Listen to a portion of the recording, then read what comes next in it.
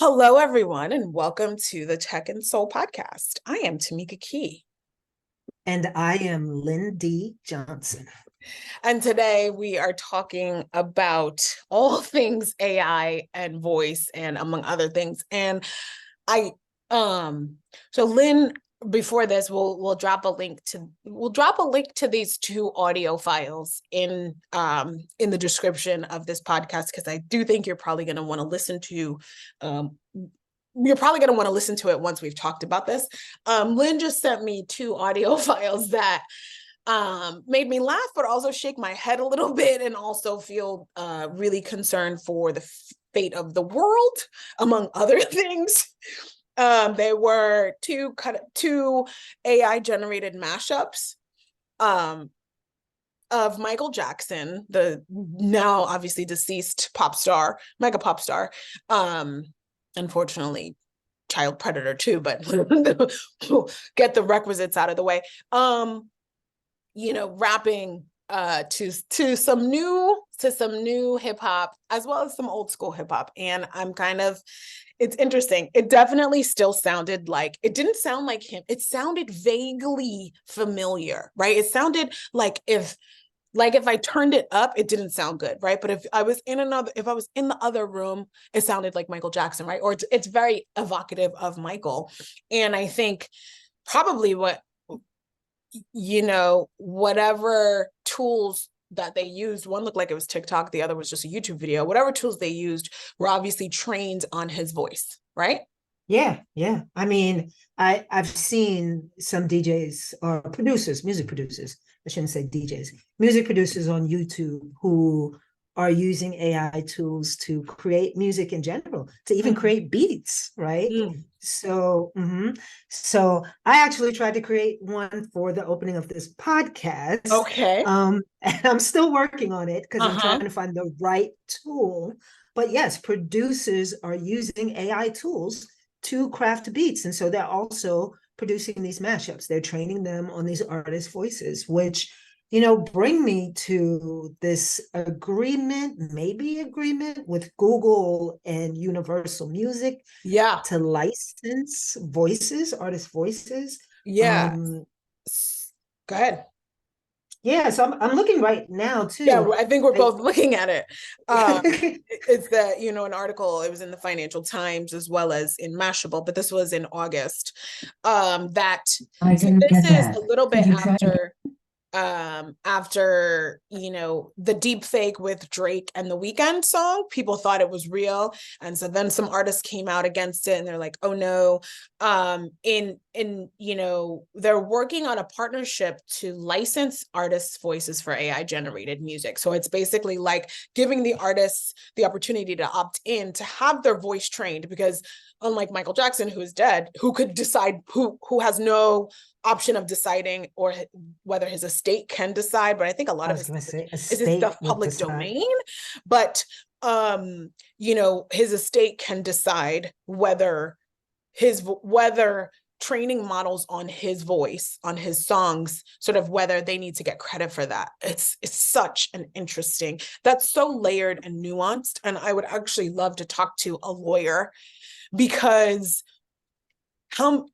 so in the case of Michael Jackson, for example, there's his estate that basically owns the rights to his image and likeness, possibly his voice. How many of his songs are like in the public domain now, if any of them are? How many of his songs have been used? So like if you go to any of the casinos in Vegas that have like, I'm trying to think, I think it's like the Luxor that has the Michael Jackson 1 exhibition. And when you walk past, there's all these videos of him, and there's music. There's not the full songs, but there's snippets of songs that play. So if I walked through there with my phone recording, is that public domain? And does that grant me the ability to have that voice, right? And so I think there's some legal stuff for sure. But beyond the article, Tamika, there's also launched in August. YouTube announces AI music principles and launches YouTube Music AI Incubator with artists, songwriters, and producers from Universal Group. So they Wow. did launch an incubator. Interesting. And So they have all these principles. Yeah, like yeah, it's why don't crazy. you talk through them? All right. So the first principle is AI is here and we will embrace it responsibly together with our music partners, right? I'm not going to go into what that means, but it just talks about what generative AI can do. Principle number 2, AI is ushering in a new age of creative expression, but it must include appropriate protections and unlock opportunities for music partners who decide to participate, right? But I am sure that crafty business people at record labels will make this a part of a contract for musicians coming in, right? I mean, moving Then forward. yeah, and then principle number 3, we've built an industry leading trust and safety organization and content policies. We will scale those to meet the challenges of AI. Yeah, so they cover both the challenges and the opportunities. I don't see any music people being quoted, any artists. Oh, Yo Gotti. The incubator will kick off with a genre spanning cohort of creators from UMG that include Anita, I don't know who that Oh, is. Anita, she's a Brazilian. She's like a Brazilian. She's like the equivalent of like Brazilian Beyonce or Taylor Swift, or no, maybe not Beyonce or Taylor Swift, but she's like the Brazilian Shakira or something. All right, Bjorn Ulvaeus. Okay. I never know how to pronounce this artist's name, but it's something like David, but instead of an A, it's a 4. Don was Juanes, one name, Louis Bell, Max Richter. Okay, here's what's interesting. This is where it gets interesting. Rodney Jerkins, Old who school we know is a, producer. yes, big time producer. Roseanne Cash, Who's that? big time country music, isn't it? Big Okay. time, right? Interesting. Oh, like Johnny Ro- Cash? Oh. Ryan Tedder. I think that also, I don't think quote he's me. Is EDM. yeah. Yo Gotti, who is hip hop, and then the estate of Frank Sinatra. Wow. So there goes, amongst others. So here's the thing. Wow. So I don't know if you remember, like when Tupac died, there were like all these Hmm. posthumous albums because Hmm. he was so prolific in the studio. Similar, Prince was too, but Prince, they released some of the stuff, not all of the stuff. But Tupac, there was like an album coming out every year, double albums, Hmm. right? Hmm. Now imagine this, what an estate can do. I mean, As that's you know, so. the family doesn't have any money left. So what we're gonna do is we're gonna sign this AI contract so we can make more music from Wow. our Let's just family. leave that. Let's just leave that there. That is literally the sum total of the Tech and Soul podcast. Like it's literally posthumously. How can you gotta have an ironclad contract that says, okay, hold on. Actually, my family, uh, 50 years after I'm dead. Because how long has Old Blue Eyes been dead? Probably like 20 or 30 years, maybe. Yeah, it's a long time. Like 50 years after I'm dead, you guys cannot monetize any form of me anymore. Right? Is that what it's gonna have to be like? So I think that is perfect fodder for us to dive into kind of the typical questions, right? Or the typical sort of lenses, the dimensions, if you will. As an artist, as a creative, what does this, both the news about the plan to license voices as well as this AI incubator, how does this make you feel as an artist slash creative? Whoa, it's like whoa. And I'm just remembering, I don't know if you've seen the latest season of Black Mirror, but No, you heard about the first episode, Joan is no, awful.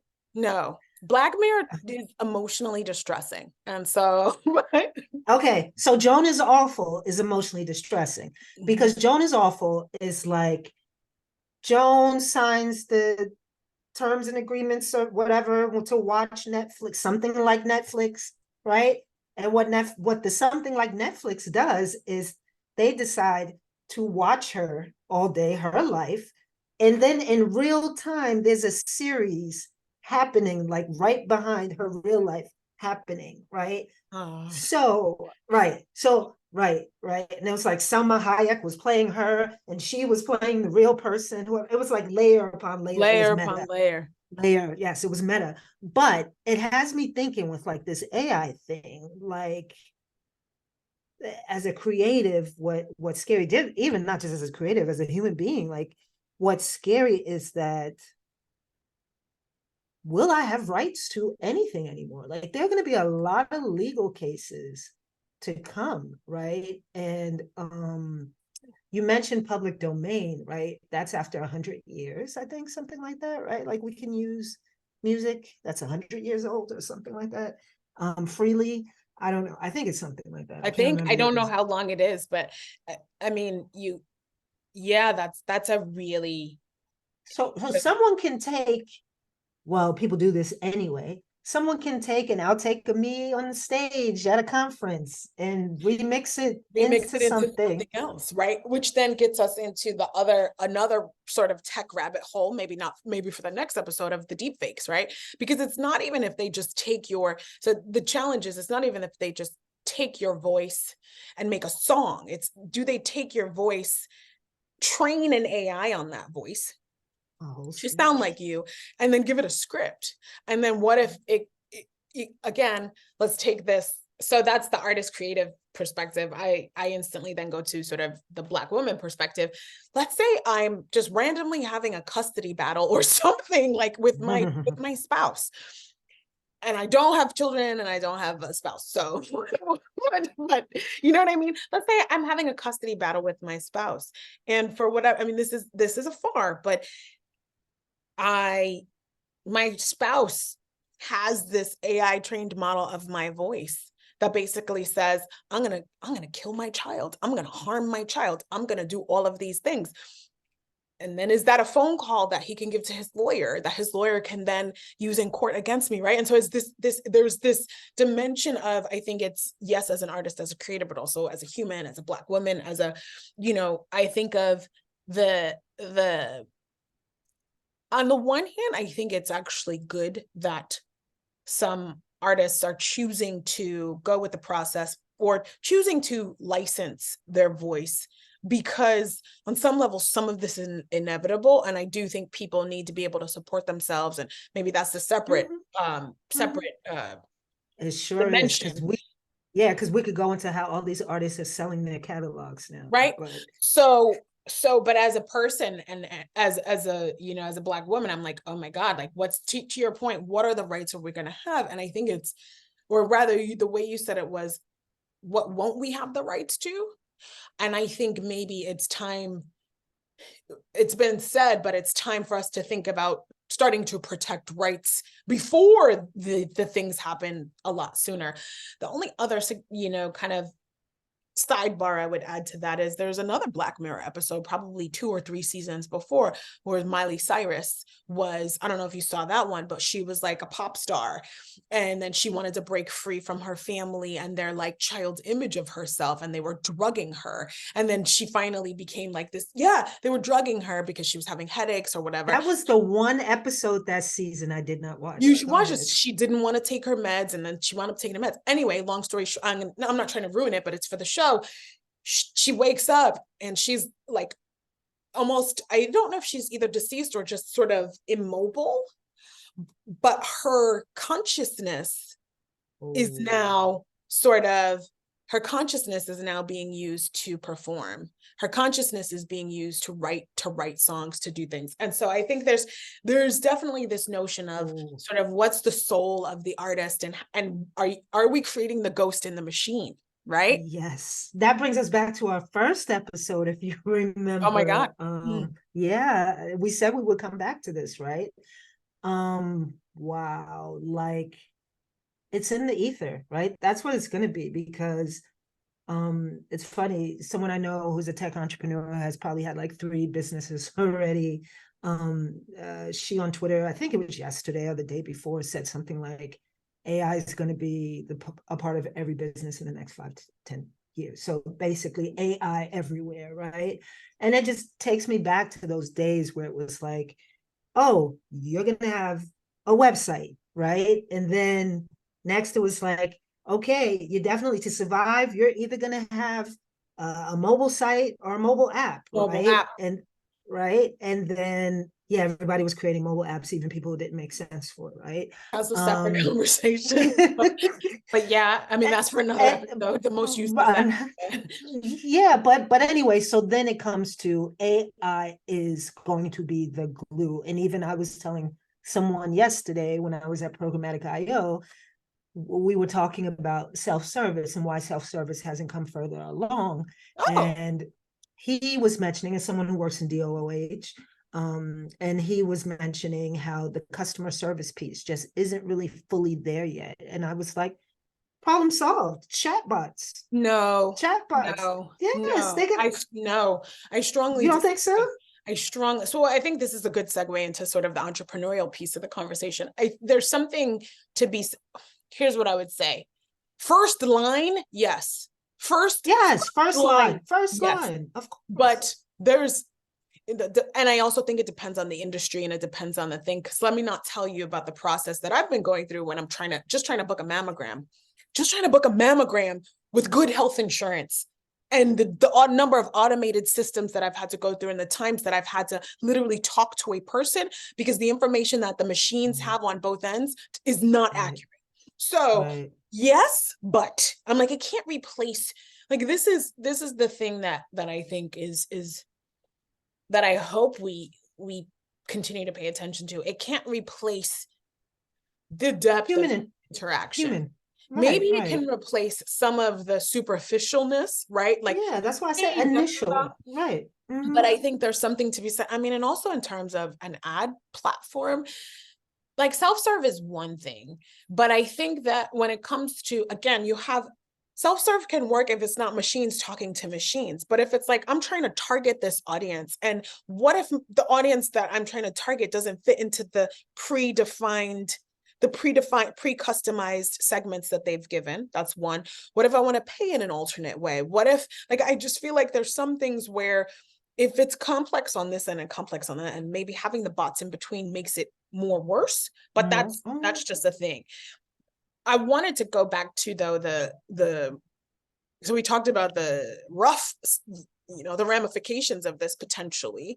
And I think we've just kind of touched on for us as artists and creatives and Black women. I would love to kind of drill down into the entrepreneurial or even publisher advertising side, because there's money to be made, right? To your point, these artists that were like, okay, I'm gonna try, I see this train coming, I'm gonna get on it.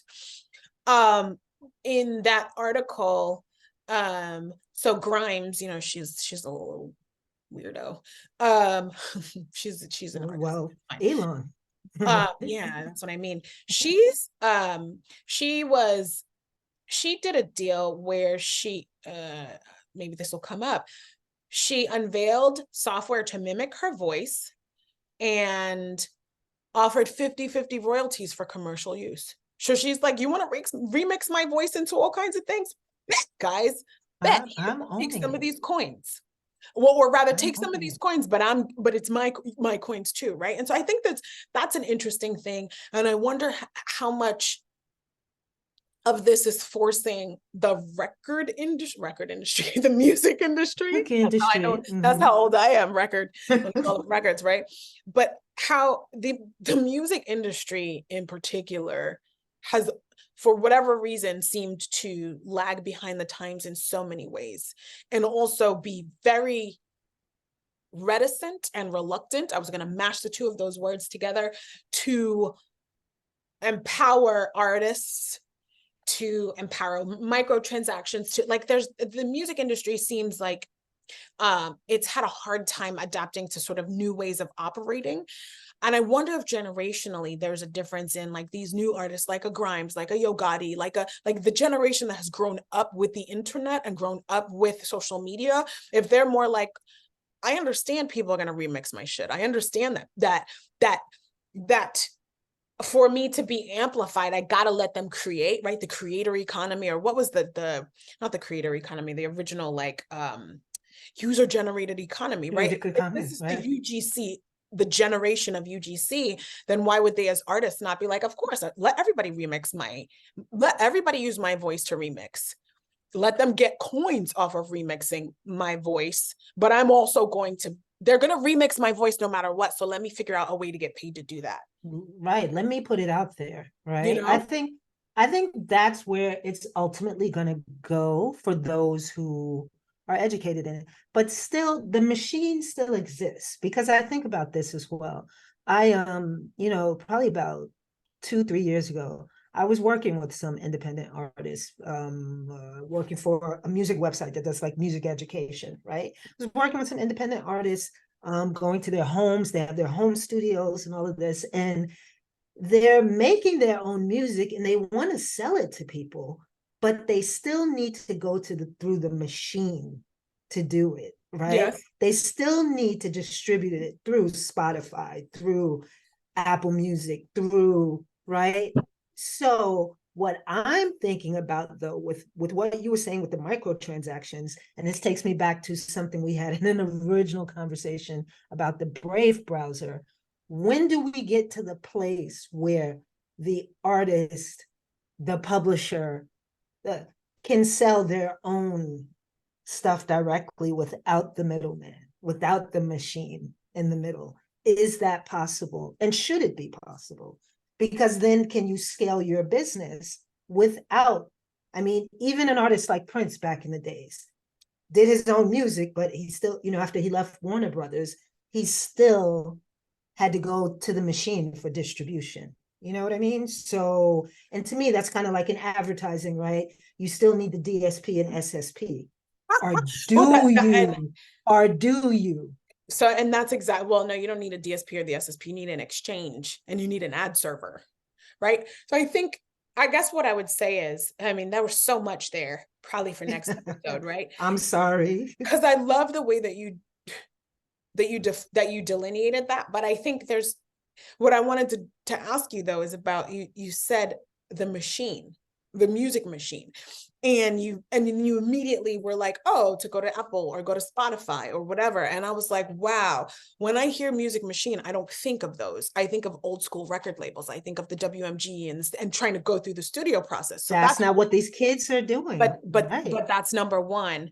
Number two, though, so you're talking about literally the distribution machine, the distribution engines. And I would dare to say, no, you can't scale you cannot, as an artist, sell your own. You cannot, I don't think as an artist, you can be sort of financially successful in a meaningful way without some automation, without some sort of, without platforms. So to your point, Apple Music, Spotify, Bandcamp is the first thing that came to mind. Bandcamp is probably the cleanest, sort of most good one. It's like, look, I don't even know. They probably don't even take that much. They're like, like you can sell your merch, you can promote, you can put your tickets, you can. So is that the machine when you say the machine? And if so, then again, then no, they need to, it's just like the democratization of any type of commerce, right? And I do agree with you back to the publishing piece. If I make beautiful head wraps or I make jewelry and I want to sell it on Etsy, or if I make beautiful jewelry and I want to sell it, I don't have to do the effort of going to Target. I don't have to do all of that. I can sell on Etsy. I can sell on Amazon. I can sell in all of these things. Venmo allows me to take payments, right? So the machine is kind of all around us. And like, I think the trick is going to be to leverage the machine as opposed to trying to not. Like, it's like, make the machine work for you. Right. As opposed to you working for the machine, or we all work for the machines, and then the machines come and then right? Oh, don't start that. Red pill, blue pill. I think what's interesting though is, so there's, oh God, which company? Right? Dang it. So at the ARF, we're working on a study, and I think, gosh, I forgot which music platform. It's either SXM, which is Pandora too, right? And then the other is iHeart. It's like SXM, Pandora, or iHeart, or somebody.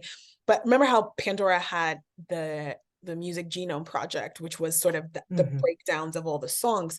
There is a new study to be that's going to come out to be and hopefully I'm not saying anything I'm not supposed to say, guys. You get the tea here always. But like there's ARF is working on a study with a music partner on sort of the sound, like the sonic identity of a brand, and like how that can be, how like when you hear like that's fascinating. Boom, boom, boom, boom. What is that? That's like Intel Inside, or when you hear the stupid Microsoft sound, or you hear the because there are these sounds that Law and Order, that sound. Oh my, gong, gong, right? Yeah.